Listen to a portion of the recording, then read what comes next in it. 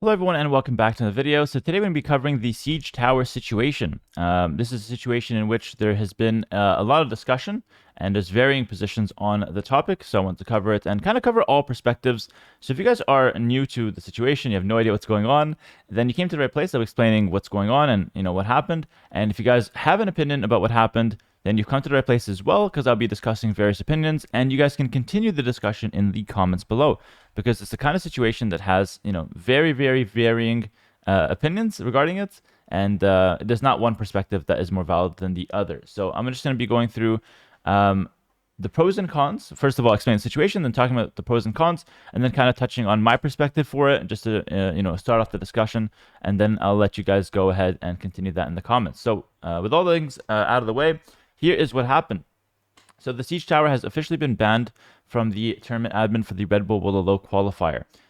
So he said the Siege Tower ban, so important information for everyone trying to qualify for the main event using the ranked ladder. From tomorrow, the 13th of January at 20 GMT, the use of Siege Towers will be banned on the ranked ladder qualifier and in the last chance qualifier following it. Whether or not the ban will be lifted for the main event still remains to be seen. If any use of the Siege Tower is reported and confirmed, the offending player will lose 100 points on the ladder, which is a big deal, and repeated offenses will lead to disqualification. So quite a strong statement from the admin against the Siege Tower. But why the ban in the first place, you might be wondering. Well, here's what's happening. The Siege Tower is being used for not its intended purpose. Of course, the intended purpose of the Siege Tower is rather innocent. You take the Siege Tower and you go over walls using the Siege Tower, and you send infantry and archers to scale the walls and go to the other side. It's a counter to walling, and it's a small thing that, adds some flavor to the game. However, that's not how it's being used. The top players at the moment, and they have been for the past few months, are using the Siege Tower as a form of taxi, more specifically a Ferrari, because of how fast it moves.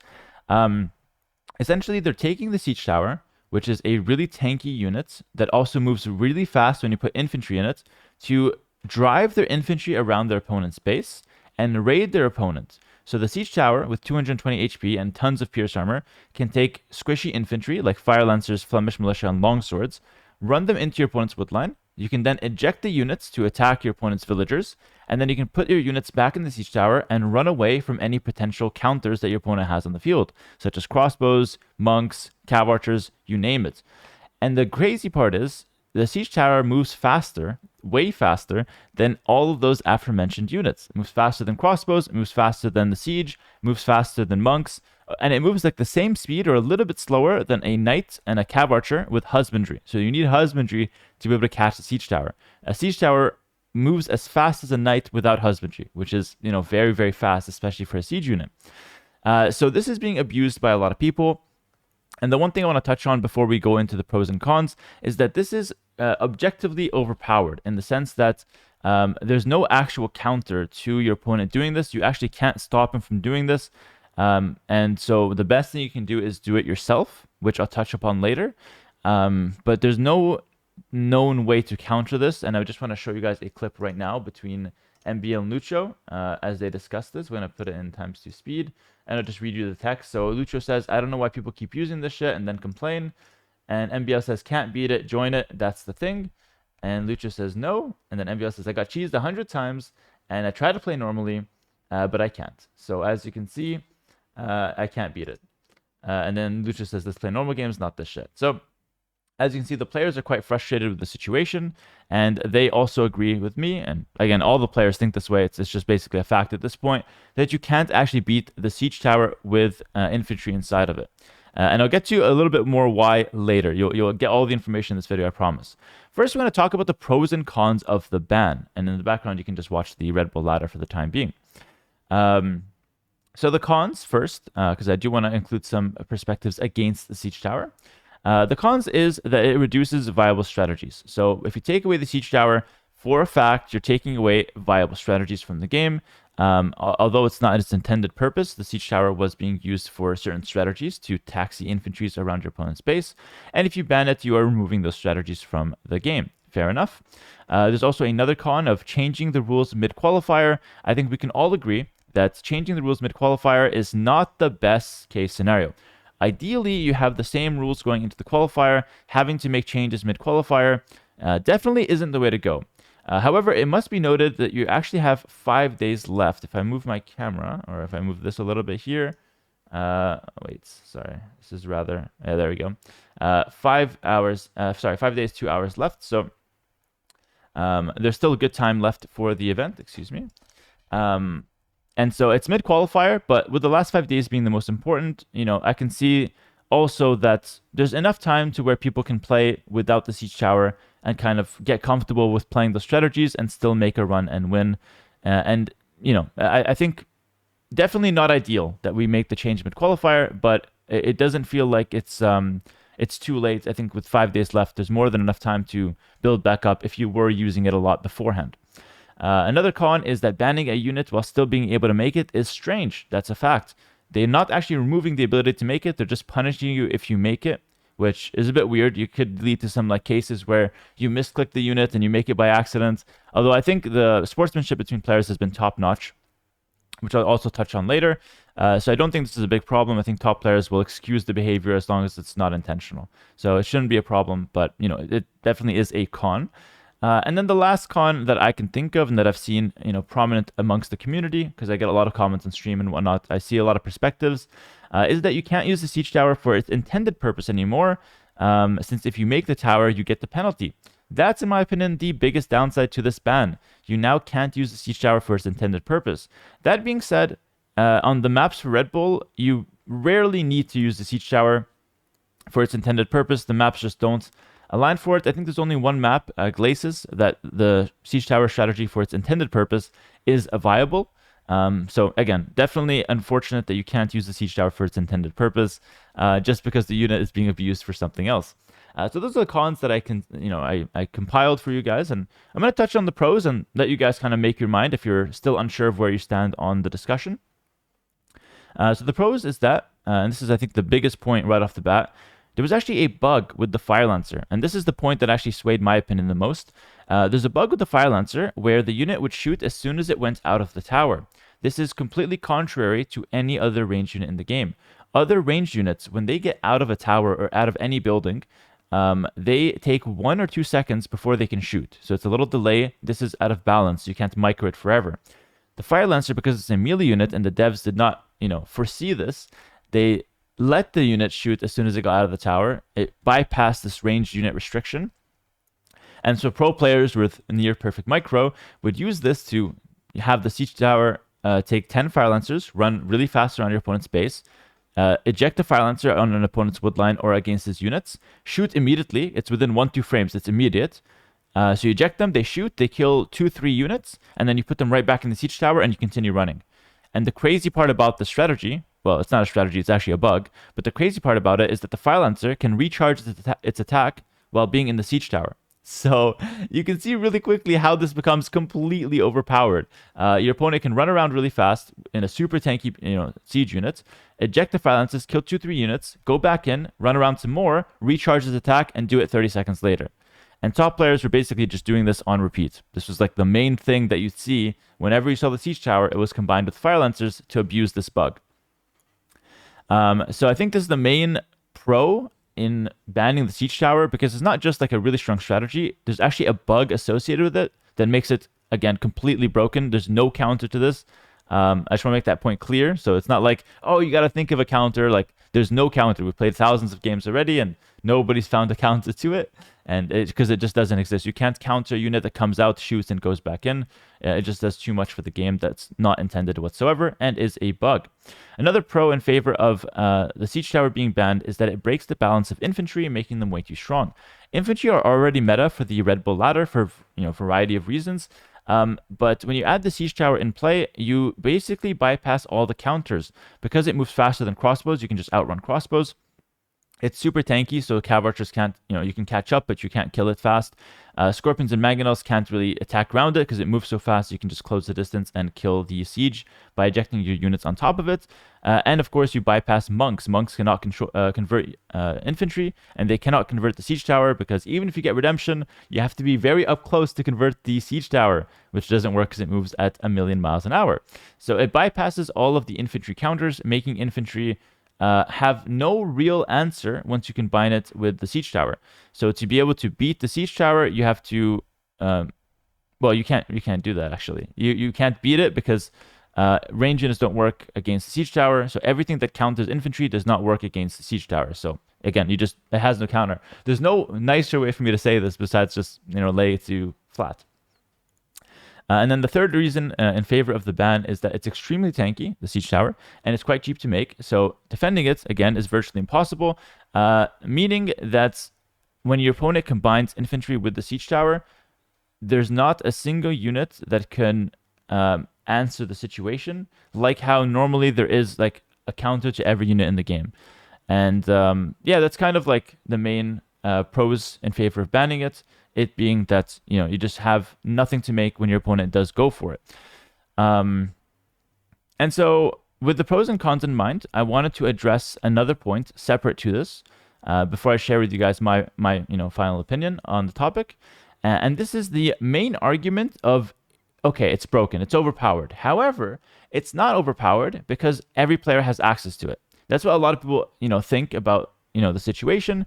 And honestly, there's some merit to this. So I did want to address it because I see the argument and I understand how it works. Obviously, it's really overpowered. Sure, it has no counter, but everybody can do it. So, let's just use the best at it. I think this is a dangerous line of thinking personally, and I'll tell you guys why. So I agree in principle that it's not, broken because everybody can make it. So it's not like one guy can do it and the other guy can't. Both can do it. Let's see who wins using the strategy. However, there's some clear downsides that are worth mentioning with this kind of thinking. Number one, that would make the qualifier only have 3 to 4 civs that can be played. Because if we're talking about using the best strategy, the best siege tower strategy is with fire lancers, and only 3 to 4 civs have fire lancers, but only 2 are prominent. So Vietnamese and Koreans. So in my opinion, maybe Khitans. In my opinion, if you don't ban the siege tower, the last 5 days will be only these 3 civs, and then Burgundians as well, because they have Flemish militia that could be good. So those 3 civilizations, or maybe 4 if you include Khitans, will be the only civilizations being played, and you're going to see mostly mirror matches. Now, this is bad, but it's going to get worse because if both players go for it every game, not only we see only these civilizations, but you're going to see only that one strategy being played. And the siege tower strategy does not interact very well with itself. You can't fight the siege tower with a siege tower. So the meta in those games will be one guy sends the siege tower to the opponent base, and this guy sends the siege tower to the other guy's base, and they base trade every game. So every game will be sending your units straight to the other side and just trying to kill as many vills as possible. The guy can't wall because you can hop over the wall, and infantry units break houses very easily, so that's not an option. And yeah, we're just going to see the games quickly dissolve into who can do the most damage with their siege tower before the other guy resigns. So that's what we'd see if we didn't see the ban on the siege tower, and if both players can use it. And I think this is extremely problematic for a few reasons. Number one, this makes for a terrible viewing experience. No matter how much you're a fan of the siege tower, if you see it being done for thousands of games in the last few days, you're going to get sick of it. Chances are you will. And the majority of viewers will hate it. And the viewers are the most important part of tournaments. Maybe you guys disagree, but for me personally, looking at how Microsoft views things, looking at how it's done internally, viewers are the most important factor in all this. Because without viewers, I'm playing video games in my mom's basement like all the other top players. We're no one special. We're only special because we have thousands of people watching and enjoying the content, which are fueling Microsoft's ability to host these events, and Red Bull and so on and so forth. So if you have a horrible viewing experience, that is the worst thing that you can have from any qualifying tournament. That defeats the whole purpose of it, in fact. And then the next thing is that, and this is the one thing that people aren't keeping in mind, the siege tower will not be viable in the main event. So if you let people use it in the qualifier and it breaks the balance so much, and then you take it out in the main event because it will be nerfed for a fact, then you're kind of letting people qualify to the main event using something that will not be in the main event. And it's not like it's just like a patch, like, oh, crossbows are strong this patch, so you can use them, qualify, and then they get nerfed. But, in the main event, there's some different meta. This is so game-breaking that it goes beyond just like having a unit that's a bit strong. So in this case, letting people use it with the concept of, oh, it's broken, but both players can use it, will lead to not having the right players qualify, potentially. And having horrible games to the point where the viewers are completely just losing interest, and it's just not going to create a very pleasant experience near the last few days. So I think With all that said, I think I've seen for myself personally more arguments in favor of banning it, especially because the main event will not have this being possible. So it doesn't make sense to reward the people qualifying who use this and then have them be at the main event. Without this, they're probably not going to perform well, and it's going to be obvious that they probably didn't deserve to be there for the same reasons as the people who didn't use it. But in the end, to be fair, if they let the siege tower be possible for the qualifiers, everybody in the qualifiers would use it. Because who cares if you lose the main event?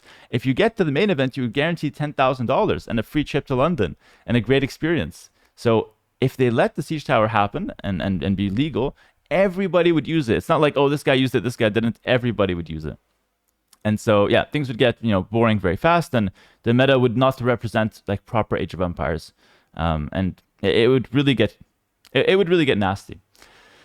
All right, and the last thing I wanted to touch about, because this was actually leaked, which it shouldn't have, but it was, so now I have to talk about it. But if you're here for the siege towers, this is probably interesting information as well. We have a Discord amongst top players. That was actually an initiative from a Microsoft representative. It was created a couple years ago. And it was meant to create a bridge between top players and tournament hosts and admins. And so in this case, we have a Discord called the Players Council, where top players can communicate their thoughts and opinions regarding tournaments. And then we take those opinions, and by we, I mean the player representatives. So we have 4, Kapach, Sito, Margugu, and myself. Kapach dropped out, so now it's just Sito, Margu, and myself. We, as the player representatives, takes the opinions of all the top players there. We have something like 40 to 50 in the Discord, and they are basically all the top players that compete in S-tier tournaments. And we take their opinions, and I take them to the Microsoft representative, and by I mean the player representatives, so me, Sito, and Margugu. And then the Microsoft representative communicates to the admins, and then they make the decisions. So, of course, the players in that council don't represent all players. So this is specifically only for tournaments because we are the visible face for tournaments. This is not balanced decisions. So don't get this wrong at all. This Discord does not make balanced decisions. We just talk about the rules and settings for tournaments. So this doesn't impact 99% of players. So this is what happened with regards to the siege towers. People were complaining, and by people, all the players, as I showed you earlier with MBL and Lucho, but we had guys like Viper, ACCM, Tado, pretty much every player, I can just name them all, Mr. Yo, were complaining about siege towers, and so we, and other things actually, we held a vote. The 3 things that people were complaining about were stand ground patrol, siege tower, and mirror matches. So we held the vote on who wants to ban what. So we can take this information to the Microsoft representative. And so we held the vote on stand ground patrol, mirrors, and siege tower. For mirror matches, it was in favor 60-40 to ban mirror matches. Stand ground patrol was around 80 to 85% in favor of banning it, maybe even 90.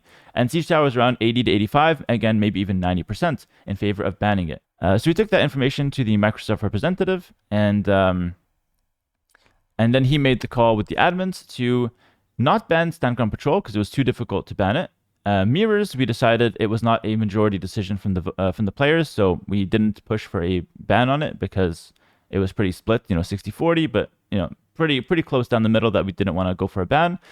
And the siege tower was the last remaining one. Initially, the admin said they didn't want to enforce a rule. Then we considered making a gentleman's agreement around the siege tower being banned, or players don't use it, as we have a gentleman agreement to not or to delete vills when you have a bad spawn. Let me just show you an example of that.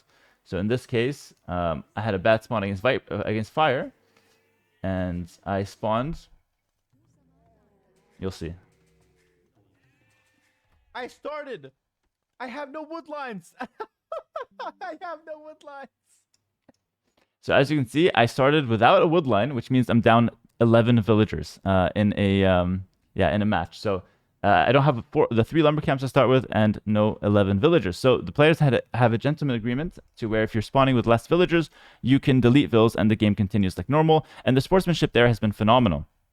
So the players thought, okay, we can just do the same thing with the siege tower.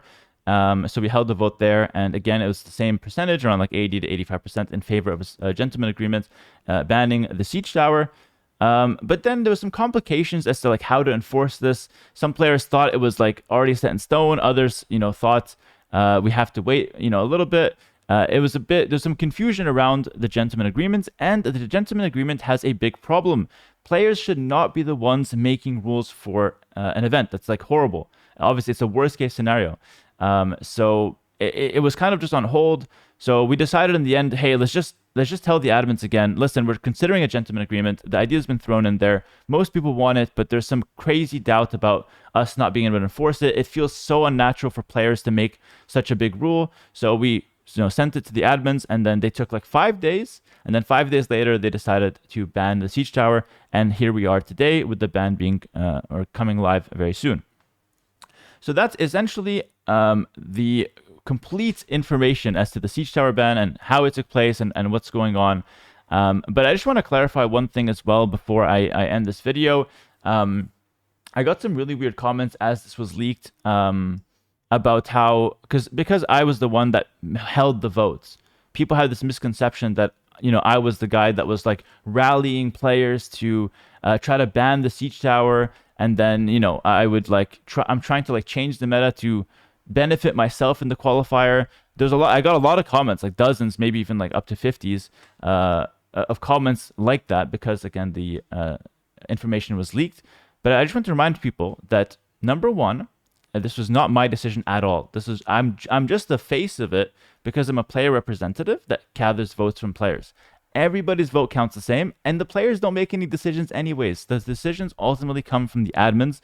The most the players can do is a gentleman agreement, like the deleting vills, just to keep things healthy and fair. Just because, you know, having everything rely on the devs and the admin team, especially the dev team, I just want to say it, doesn't always go 100% according to plan.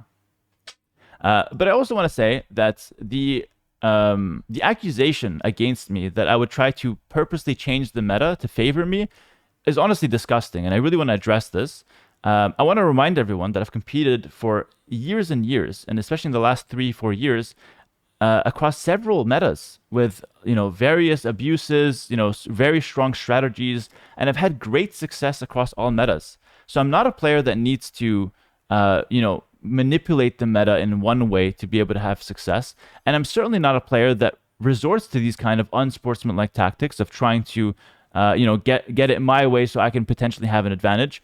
I've always brought myself to be an extremely sportsmanship first competitor, and I take this very seriously that people would think that I would try to manipulate other players in favor of something that would give me an advantage. And I want to show you guys that this is, you know, undoubtedly true, because if you look at the ladder behind you that you've been looking at this whole video, I'm rank 1 with 100 elo lead on the number 2 player, and Siege Towers have been legal the whole time. So what's this issue and what's this argument that I need to ban the Siege Towers to have success? Let them use the Siege Tower. I can use it myself. As you can see, the numbers don't lie. So I really want to address this at the end of the points. If you're not one of the players that, or not one of the players, if you're not one of the people, because these are comments from fans, if you're not one of the people that, you know, would say that about me, I appreciate you. And if you're one of the people that said that about me, I want you to know, you know, my perspective on the situation. And that I don't stand for this kind of slander against my name, because I think it's completely untrue and it's completely baseless. And I want to address that before ending the video so that there's no confusion as to what's going on behind the scenes. This is not me trying to rally players. I'm just a player representative. And it makes the most sense for me to actually take these votes, because honestly, I can thrive in any meta. If another player, you know, tries to go for and gather these votes, then he could really face these accusations and not have a proper defense. But in my case, again, I can play any meta whatsoever, and I've shown that I can have success with it. So again, I didn't want to make that the main point of the video, but I did want to address that and address those comments because, yeah, I just don't stand for them. So with all that said, this is everything you need to know about the Siege Tower, and I'd like to open up some discussion in the comments as well. So feel free to weigh in on the Siege Tower ban, whether you guys agree with it, whether you guys think it's a good idea, and also give some suggestions for the future. My suggestions for the future are this. I think we should always go into these tournaments having thought of what could be possibly abused and whether we want it in the game. And in my opinion, the Siege Tower abuse has already been prominent, so if you wanted to ban it, it should have been talked about months in advance to the main qualifier of 2026, which is the Red Bull qualifier. This is the biggest tournament of the year. This should have been talked about and thought of from the dev team number 1 and from the admin team beforehand. And to some extent, the players as well. So the players should give feedback before the event to just make sure that we don't have any issues and any complications during the event. So that's my feedback for the future, and I look forward to reading your comments. Take care, everyone, and peace.